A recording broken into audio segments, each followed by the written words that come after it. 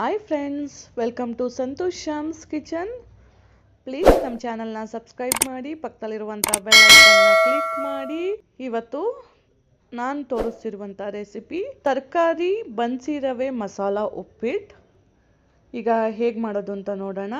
ಇದಕ್ಕೆ ಬೇಕಾಗಿರುವಂಥ ಸಾಮಗ್ರಿಗಳು: 2 ಕಪ್ ಬನ್ಸಿ ರವೆ ತೊಗೊಂಡಿದ್ದೀನಿ, 1 ಟೇಬಲ್ ಸ್ಪೂನ್ ಕಡಲೆಬೇಳೆ, 1 ಟೇಬಲ್ ಸ್ಪೂನ್ ಉದ್ದಿನಬೇಳೆ ತೊಗೊಂಡಿದ್ದೀನಿ, 5 ಹಸಿಮೆಣಸಿನ್ಕಾಯಿನ ಕಟ್ ಮಾಡ್ಕೊಂಡಿದ್ದೀನಿ, 1 ಟೊಮೊಟೊ ಹಣ್ಣನ್ನ ಕಟ್ ಮಾಡ್ಕೊಂಡಿದ್ದೀನಿ, 2 ಕಡ್ಡಿ ಕರಿಬೇವಿನ ಸೊಪ್ಪು, 2 ಕಡ್ಡಿ ಕೊತ್ತಂಬರಿ ಸೊಪ್ಪು ತೊಗೊಂಡಿದ್ದೀನಿ, 2 ಟೇಬಲ್ ಸ್ಪೂನ್ ಬಟಾಣಿ ತೊಗೊಂಡಿದ್ದೀನಿ, 1 ಟೇಬಲ್ ಸ್ಪೂನ್ ತುಪ್ಪ ತೊಗೊಂಡಿದ್ದೀನಿ, 1 ಟೇಬಲ್ ಸ್ಪೂನ್ ಸಾಸಿವೆ ತೊಗೊಂಡಿದ್ದೀನಿ, 4 ಟೇಬಲ್ ಸ್ಪೂನ್ ಎಣ್ಣೆ ತೊಗೊಂಡಿದ್ದೀನಿ, 1 ದಪ್ಪ ಮೆಣಸಿನ್ಕಾಯಿ ತೊಗೊಂಡಿದ್ದೀನಿ, ಸಣ್ಣದಾಗಿ ಕಟ್ ಮಾಡ್ಕೊಂಡಿದ್ದೀನಿ, 100 ಗ್ರಾಮ್ ಬೀನ್ಸ್ ತೊಗೊಂಡಿದ್ದೀನಿ, ಇದನ್ನು ಸಣ್ಣದಾಗಿ ಕಟ್ ಮಾಡ್ಕೊಂಡಿದ್ದೀನಿ, 100 ಗ್ರಾಮ್ ಕ್ಯಾರೆಟ್ ತೊಗೊಂಡಿದ್ದೀನಿ, ಇದನ್ನು ಸಣ್ಣದಾಗಿ ಕಟ್ ಮಾಡ್ಕೊಂಡಿದ್ದೀನಿ, ಈರುಳ್ಳಿ ತೊಗೊಂಡಿದ್ದೀನಿ, ಇದನ್ನು ಉದ್ದುದ್ದಾಗಿ ತೆಳುವಾಗಿ ಕಟ್ ಮಾಡ್ಕೊಂಡಿದ್ದೀನಿ, ಮತ್ತು ರುಚಿಗೆ ತಕ್ಕಷ್ಟು ಉಪ್ಪು.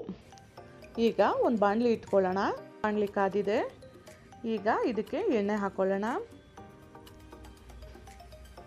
ಎಣ್ಣೆ ಕಾದಿದೆ. ಈಗ ಕಡಲೆಬೇಳೆ ಉದ್ದಿನಬೇಳೆ ಹಾಕೊಳ್ಳೋಣ.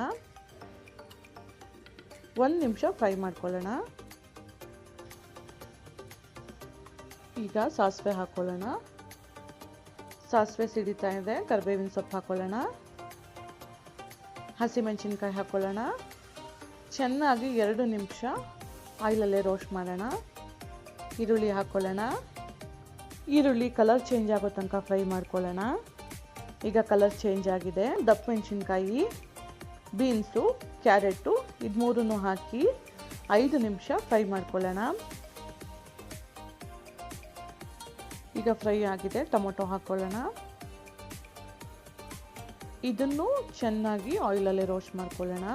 ಈಗ ಉಪ್ಪು ಹಾಕೊಳ್ಳೋಣ.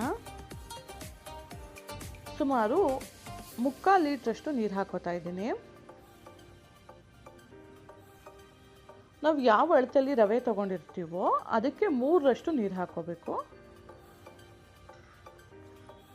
ಈಗ ನೀರು ಕುದಿಯೋದಕ್ಕೆ ಬಿಡೋಣ. ಚೆನ್ನಾಗಿ ತರಕಾರಿ ಬೇಯಬೇಕು. ಈಗ ಕುದೀತಾ ಇದೆ. ಈಗ ಇದಕ್ಕೆ ಸ್ವಲ್ಪವಾಗಿ ರವೆ ಸೇರಿಸ್ಕೊಳ್ಳೋಣ. ಒಂದು ಕೈಯಲ್ಲಿ ರವೆ ಹಾಕ್ಕೊಳ್ಳೋಣ, ಒಂದು ಕೈಯಲ್ಲಿ ಮಿಕ್ಸ್ ಮಾಡ್ಕೊಳ್ಳೋಣ, ಇಲ್ಲಾಂದರೆ ಗಂಟು ಬಂದುಬಿಡುತ್ತೆ. ಈಗ 5 ನಿಮಿಷ ಮೀಡಿಯಮ್ ಫ್ಲೇಮಲ್ಲಿ ಇದು ಬೇಯೋದಕ್ಕೆ ಬಿಡೋಣ. ಈಗ 5 ನಿಮಿಷ ಆಗಿದೆ. ತಟ್ಟೆ ಓಪನ್ ಮಾಡ್ತಾ ಇದ್ದೀನಿ. 1 ಟೇಬಲ್ ಸ್ಪೂನ್ ತುಪ್ಪ ಹಾಕೋತಾ ಇದ್ದೀನಿ. ಈಗ ಇದನ್ನು ಮಿಕ್ಸ್ ಮಾಡಿ 2 ನಿಮಿಷ ಲೋ ಫ್ಲೇಮಲ್ಲಿ ಬೇಯೋದಕ್ಕೆ ಬಿಡೋಣ. ಈಗ ಮೇಲೆ ಸ್ವಲ್ಪ ಕೊತ್ತಂಬರಿ ಸೊಪ್ಪು ಹಾಕೋತಾ ಇದ್ದೀನಿ. ಜಸ್ಟ್ ಹಾಗೆ ಕೊತ್ತಂಬರಿ ಸೊಪ್ಪು ಹಾಕಿ ಮಿಕ್ಸ್ ಮಾಡೋಣ. ಈಗ ರುಚಿಕರವಾದಂತಹ ತರಕಾರಿ ಮಸಾಲ ಉಪ್ಪಿಟ್ಟು ರೆಡಿಯಾಗಿದೆ. ನೀವು ನಿಮ್ಮ ಮನೇಲಿ ಟ್ರೈ ಮಾಡಿ, ಹೇಗಿದೆ ಅಂತ ಕಮೆಂಟ್ ಮಾಡಿ. ಪ್ಲೀಸ್ ಈ ವಿಡಿಯೋ ನಿಮಗೆ ಇಷ್ಟ ಆಗಿದ್ದರೆ ಶೇರ್ ಮಾಡಿ, ಲೈಕ್ ಮಾಡಿ. Thank you so much friends.